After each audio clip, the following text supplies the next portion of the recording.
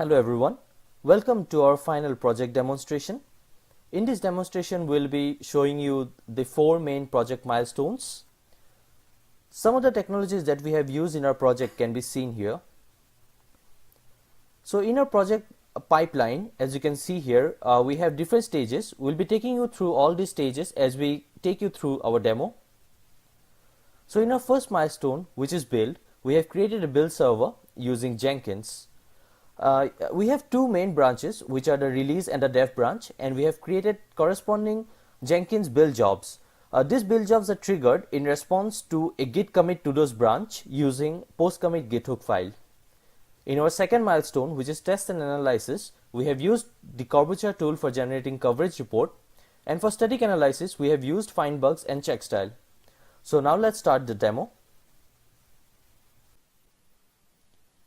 So as soon as we made a commit, our git hook file should run, and then in Jenkins we see that a new build has been started.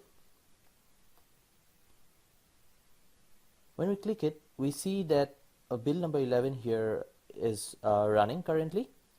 So let us pause the video till the build finishes.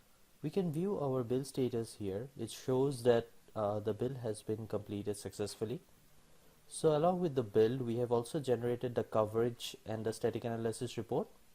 So let us first show you the coverage report. So you can see that this is the coverage report for the particular build that we just did.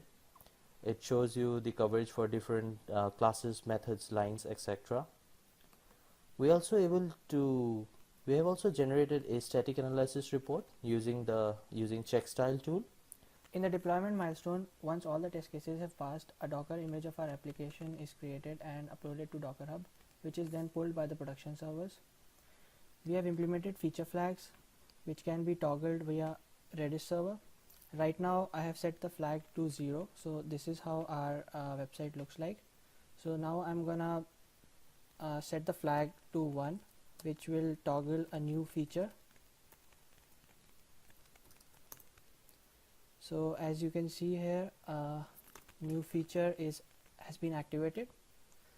Then we have also implemented a few CloudWatch alarms. As you can see here, this shows the CPU utilization of the instance.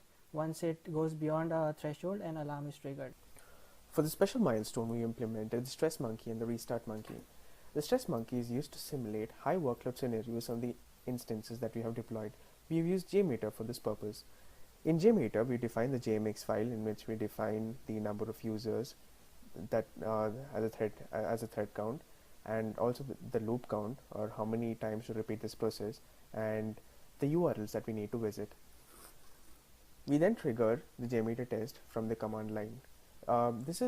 We use a stress monkey to make sure that the web application behaves as expected under high workload scenarios, and since they are a part of the auto-scaling group, if the traffic goes above, or the CPU usage goes above a particular threshold, it will spin up new instances. So here we can see how the JMeter is triggered from the command line, and this will generate the threads and generate the HTTP traffic.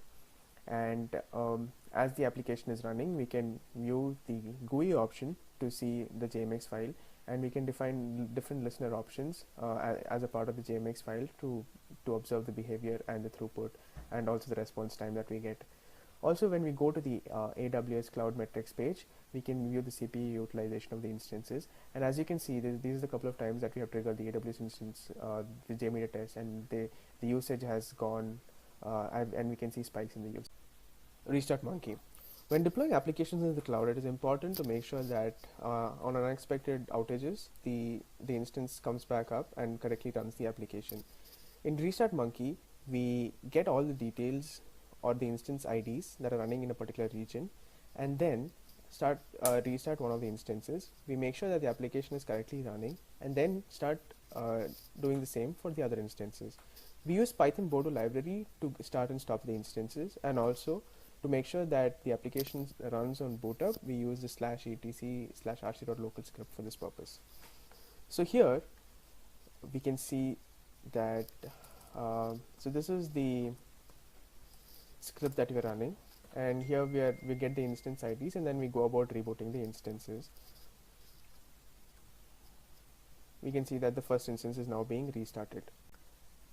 So here we can see that the first instance is back up and running, and it's the second instance that is being restarted now. Let us log in to the IP address of the instance that was restarted first. So this is the IP address, and here we can see that the application is back up and running, and this is done for the other instances as well.